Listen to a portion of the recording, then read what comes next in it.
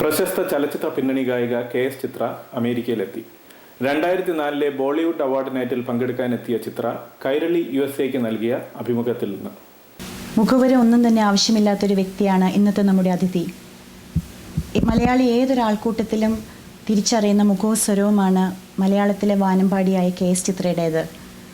തമിഴിലും തെലുങ്കിലും ഹിന്ദിയിലും കന്നഡയിലും പ്രശസ്തിയുടെ പടവുകൾ ചവിട്ടിക്കയറുന്ന KS ചിത്ര മലയാളിക്ക്, അതായത് നമുക്ക് സ്വകാര്യമായൊരു സന്തോഷവും അതോടൊപ്പം ഒരല്പവും അഹങ്കാരവുമാണെന്ന് ഞാൻ പറഞ്ഞാൽ അതിലല്പം വാസ്തവമില്ലേ? നമുക്ക് ചിത്ര ചേച്ചിയുമായിട്ടൊന്ന് സംസാരിക്കാം.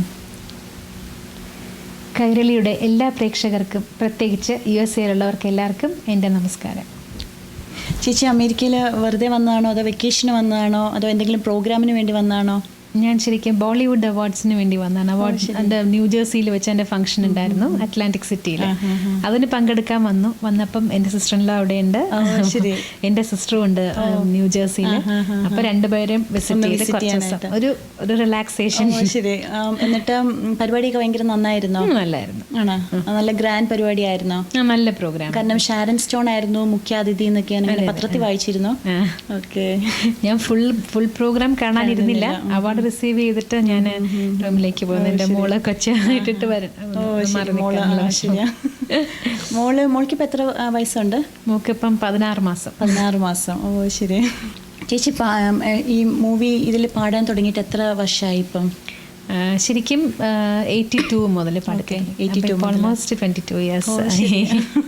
ചേച്ചിയുടെ പാടി തുടങ്ങുന്ന സമയത്ത്, അതായത് നമ്മളെപ്പോഴും പുതുതായിട്ട് വരുന്ന സമയത്ത്, ആ സമയത്ത് ചേച്ചിയുടെ മനസ്സിലെ റോൾ മോഡൽസ് ആരായിരുന്നു ഇങ്ങനെ പാട്ട് പാടുന്നവരിൽ? നമ്മളെപ്പോഴും ആരാധനയോടെ, ഇപ്പം തന്നെ പുതിയ ഗായികമാരെപ്പോഴും ഒത്തിരി പേര് പറയുന്നത് KS ചിത്രയാണ് എൻ്റെ ഇഷ്ടമുള്ള ഗായിക എന്ന് പറയാറുണ്ടല്ലോ. അപ്പോൾ അതുപോലെ ചേച്ചിക്ക് ആ സമയത്ത് എൻ്റെ സീനിയർ സിംഗേഴ്സ് ഒക്കെ തന്നെയായിരുന്നു, അവരൊക്കെ തന്നെയായിരുന്നു ഒരു ഇൻസ്പിറേഷൻ. ഇപ്പോൾ പല പാട്ടുകൾക്കും നമുക്കിപ്പോൾ ഒരു ഏത് ടൈപ്പ് പാട്ടാണെങ്കിലും അതിന് നമുക്കൊരു ഡിക്ഷണറി എന്ന് പറയാൻ നമ്മുടെ സീനിയേഴ്സിൻ്റെ പാട്ടുകളുണ്ട്. അപ്പം അതുപോലെ ഒരു എക്സ്പ്രഷൻ ആണെങ്കിലും വോയിസ് മോഡുലേഷൻ ആണെങ്കിലും എല്ലാം അവരുടെ എല്ലാം നമ്മുടെ പഴയ ആൾക്കാരുടെ കേട്ട് തന്നെയാണ്. ദാസേട്ടൻ്റെയും ഒക്കെ കൂടെ പാടുന്നത് തന്നെ ഒരു എക്സ്പീരിയൻസ് ആണ് ശരിക്കും. മൈക്കോ ആയിട്ടുള്ള ഡിസ്റ്റൻസ് എത്ര വെക്കണം എന്നുള്ളത്, ഏതൊക്കെ വാക്കുകൾ ഉച്ചരിക്കുമ്പോൾ പോപ്പും ഒന്നും വരാണ്ട് എങ്ങനെ തലയൊക്കെ അഡ്ജസ്റ്റ് ചെയ്ത് കുറേ ഉണ്ട്. ഈ പ്ലേ ബാക്ക് സിംഗിങ്ങിൽ തന്നെ നമുക്ക് കുറേ ചെറിയ ചെറിയ ടെക്നിക്സ് ഉണ്ട്. അതൊക്കെ നമ്മൾ നമ്മുടെ സീനിയേഴ്സിൻ്റെ കണ്ടേ പഠിക്കാനൊക്കെ ഉള്ളൂ. ചേച്ചിക്ക് ഈ മൂവി സോങ്സ് പാടുന്നതാണോ അതോ ക്ലാസിക്കലായിട്ട് ഏതാ കൂടുതൽ സാറ്റിസ്ഫാക്ഷൻ ഇങ്ങനെ പാടുമ്പം കിട്ടുക എന്ന് പറഞ്ഞാൽ? നമുക്ക് ഓരോ കാര്യം ചെയ്യുന്നവർക്ക് അവരവരുടെ ഒരു സാറ്റിസ്ഫാക്ഷൻ എന്ന് പറയുമല്ലോ, അത് എങ്ങനെയുള്ള പാട്ടുകൾ പാടുമ്പോഴാണ് ചേച്ചിക്ക് സാധാരണ? ശരിക്കും പറഞ്ഞാൽ നമ്മൾ കർണാട്ടിക് മ്യൂസിക് പാടുമ്പം അതിനകത്ത് നമ്മളിങ്ങനെ ഫിക്സ് ചെയ്ത് വെച്ചിട്ട് പാടുന്നതല്ലല്ലോ, നമ്മുടെ മനോധർമ്മമാണല്ലോ അതിനകത്ത്. അപ്പോൾ അതാണ് ശരിക്കും എല്ലാവർക്കും കൂടുതൽ സാറ്റിസ്ഫാക്ഷൻ. ഞാൻ പക്ഷേ അങ്ങനെ കച്ചേരിയായിട്ട് ആകെ ഒറ്റ പ്രാവശ്യം ചെയ്തിട്ടുള്ളൂ. ഇനി കുറച്ചും കൂടെ ചെയ്യണം, പക്ഷെ അതിലേക്ക് ഇറങ്ങാൻ എനിക്കിപ്പോൾ കുറച്ച് സമയത്തിൻ്റെ ബുദ്ധിമുട്ട് കൊണ്ട് ഞാൻ ചെയ്തിട്ടില്ല. പക്ഷേ നിയർ ഫ്യൂച്ചറിൽ കച്ചേരി ചെയ്യും. അതിന് മുമ്പായിട്ട് ഈ ഫിലിം സോങ്സ് പാടുമ്പോൾ, നമ്മൾ റെക്കോർഡിങ്ങിന് പാടുമ്പം ചില മ്യൂസിക് ഡയറക്ടേഴ്സ് നമുക്ക് ഇംപ്രവൈസ് ചെയ്യാനൊക്കെയുള്ള സ്കോപ്പ് തരാറുണ്ട്. മറ്റു ചിലർക്കാണെങ്കിൽ അവർ പറഞ്ഞു തരുന്നത് തന്നെ നന്നായിട്ട് പാടിക്കൊടുത്താൽ മതി എന്ന് ഉള്ളവരുണ്ട്. അപ്പം അതനുസരിച്ച് നമുക്കിപ്പോൾ കുറേ നാൾ ഒരാളുടെ കൂടെ വർക്ക് ചെയ്യുമ്പോൾ നമുക്ക് അറിയാമായിരിക്കുമല്ലോ അവരുടെ രീതികൾ എങ്ങനെയാണ്. അപ്പം അതനുസരിച്ച് നമുക്ക് ചെയ്യാൻ പറ്റും. പക്ഷെ അതേസമയം അതേ പാട്ട് നമ്മൾ സ്റ്റേജിൽ ഇപ്പോൾ പ്രോഗ്രാമിനൊക്കെ പാടുമ്പോൾ നമുക്ക് അപ്പം മനസ്സിൽ എന്തെങ്കിലും ആ ഒരു വേരിയേഷൻ കൊടുക്കാൻ തോന്നിയാൽ കൊടുക്കാം. ഈ നമ്മൾ ഈ മലയാളത്തിൽ മ്യൂസിക് പാടുന്നതും ഇപ്പം മലയാളത്തിലാകുമ്പോൾ ഭാഷ അറിയാമല്ലോ ചേച്ചിക്ക്, പക്ഷേ ഹിന്ദിയിലും തമിഴിലും ഈ കന്നഡയിലും തെലുങ്കിലൊക്കെ പാടുമ്പോൾ ചേച്ചിക്ക് ഭാഷയുടെ ഒരു പ്രശ്നം തോന്നാറുണ്ടോ? ആദ്യം ഉണ്ടായിരുന്നു. ആദ്യം ഞാൻ മലയാളം പാടി തുടങ്ങിയത് തമിഴിൽ പാടാൻ വരുമ്പോൾ എനിക്ക് തമിഴ് ഒട്ടും അറിയില്ലായിരുന്നു. അതും എനിക്ക് ആദ്യം കിട്ടിയ പാട്ടുകളൊക്കെ തമിഴൊരു വില്ലേജ് അങ്ങനത്തെ, അപ്പം അതിൻ്റെ ഉച്ചാരണത്തിനൊക്കെ ഒരുപാട് വ്യത്യാസമുണ്ട്. അപ്പോഴൊക്കെ നല്ല ബുദ്ധിമുട്ടായിരുന്നു എനിക്ക്. പക്ഷേ ഇളയരാജ സാറിൻ്റെ അസിസ്റ്റന്റ് സുന്ദരരാജൻ സാറുണ്ട്, പിന്നെ വൈരമുത്തു സാർ അവരൊക്കെ ഒരുപാട് സമാധാനമായിട്ട് എനിക്ക് പറഞ്ഞു തന്ന് തെറ്റുകളുള്ളതൊക്കെ തിരുത്തി അങ്ങനെ എനിക്കൊരു സമയം തന്ന് പാടിച്ച് റെക്കോർഡ് ചെയ്യായിരുന്നു. പിന്നെ അത് കഴിഞ്ഞ് പിന്നെ നമ്മൾ കുറേ നാളൊക്കെ കേട്ടാണ് തെലുങ്ക് ഞാൻ പക്ഷെ വേഗം പഠിച്ചു വെച്ചാൽ തെലുങ്ക് എനിക്ക് അക്ഷരമൊക്കെ എനിക്ക് SP ബാലസുബ്രഹ്മണ്യം സാർ എഴുതി തന്നു. അത് നോക്കി പിന്നെ സോങ് കോപ്പിയൊക്കെ കൊണ്ടു തരുമ്പോൾ അത് നോക്കി ഇങ്ങനെ വായിച്ച് പഠിച്ച് അങ്ങനെ ഞാനിപ്പോൾ തെലുങ്ക് സംസാരിക്കുകയും ചെയ്യും, വായിക്കുകയും ചെയ്യും. എഴുതാൻ സ്ലോ ആണ്, എന്നാലും എഴുതാം വേണമെങ്കിൽ. കന്നഡ മാത്രം എനിക്ക് എപ്പോഴും അവിടെ ചെന്ന് തന്നെ എല്ലാവരും തമിഴിലാണ് സംസാരിക്കുന്നതുകൊണ്ട് കന്നഡ എനിക്ക് പിക്കപ്പ് ചെയ്യാൻ പറ്റിയിട്ടില്ല. ഹിന്ദി എഴുതുകയും വായിക്കുകയും ചെയ്യും, സംസാരിക്കാൻ നമ്മൾ പഠിക്കുന്നുണ്ടായിരുന്നു, അതുകൊണ്ട് സംസാരിക്കാൻ മാത്രം എനിക്ക് ഫ്ലുവൻസി ഇല്ല. പക്ഷെ എന്നാലും നല്ലതാട്ടോ ഇങ്ങനെ പല ഭാഷ. ഹിന്ദി പിന്നെ എപ്പോഴും നമ്മൾ ഹിന്ദി തന്നെ എഴുതി പാടിയില്ലെങ്കിൽ ചിലപ്പം മലയാളത്തിൽ എഴുതി പോയ ഉച്ചാരണത്തിന് പ്രോബ്ലം വരും. അതുകൊണ്ട് ഹിന്ദി ഞാൻ കഴിവതും ഹിന്ദി തന്നെ എഴുതും. പക്ഷേ ചില വാക്കുകളൊക്കെ ഹിന്ദിക്കാർ വായിക്കുമ്പോൾ അവർക്ക് തെറ്റായിട്ട് തോന്നുമ്പോൾ നമ്മൾ കെഹന എന്ന് ഉച്ചരിക്കുമെങ്കിലും എഴുതുന്നപ്പോൾ കഹന, അപ്പൊ അതൊക്കെ ഞാൻ കെഹന എന്ന് തന്നെ എഴുതും. അല്ലെങ്കിൽ ഞാൻ ചിലപ്പോൾ കഹനാന്ന് പാടി പോകും. അതുകൊണ്ട് അതൊക്കെ ശ്രദ്ധിച്ച്. പിന്നെ എനിക്ക് ഒട്ടും അറിയാത്ത ഭാഷകൾ പാടിയിട്ടുണ്ട്. ഒറിയ, ബംഗാളി, പഞ്ചാബി, പിന്നെ ബഡ്ഗ എന്ന് പറഞ്ഞൊരു ലാംഗ്വേജ്. ബഡ്ഗ എന്ന് പറഞ്ഞാൽ നീൽഗ്രീസിൽ യൂസ് ചെയ്യുന്ന ഒരു ലാംഗ്വേജ്. പക്ഷെ അതിൽ എപ്പോഴെങ്കിലും കൂടെ ഒരു സിനിമയൊക്കെ വരാറുള്ളൂ. അപ്പൊ അതിലൊക്കെ പാടും എനിക്ക് ആ ലാംഗ്വേജ് ഒട്ടും അറിയില്ല. അപ്പൊ അതെല്ലാം സൈൻ ലാംഗ്വേജിൽ എഴുതും ഞാൻ. അവര് പക്ഷെ അതിനൊക്കെ ഒരുപാട് സമയം എടുക്കും. ബംഗാളിയൊക്കെ പാടുമ്പം അവർ നമ്മളിങ്ങനെ അറിയാൻ വയ്യാത്തൊരു ഭാഷ പാടുമ്പം നമ്മൾ അതിന്റെ അർത്ഥം ഉൾക്കൊണ്ട് നമുക്ക് പറഞ്ഞു തരും, എല്ലാം പറഞ്ഞു തരും. ഓരോ വേർഡിന്റെയും മീനിങ് അവർ പറഞ്ഞു തരും.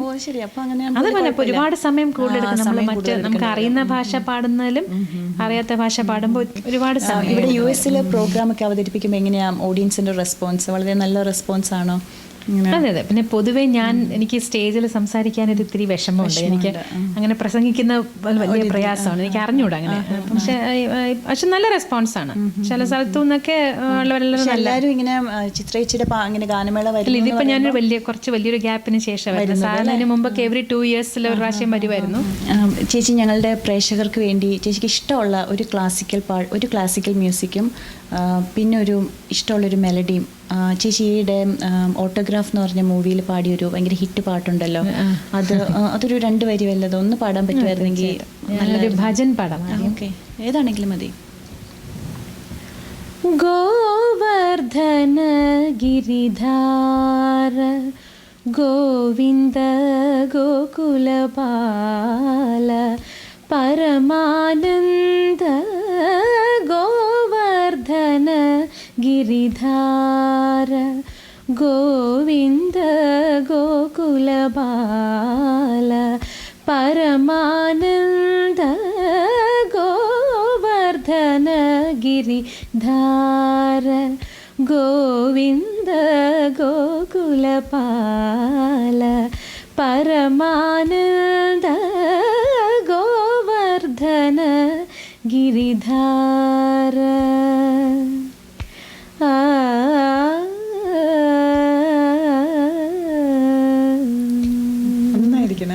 ഇരുന്ന് പാടുമ്പോ പ്രയാസം.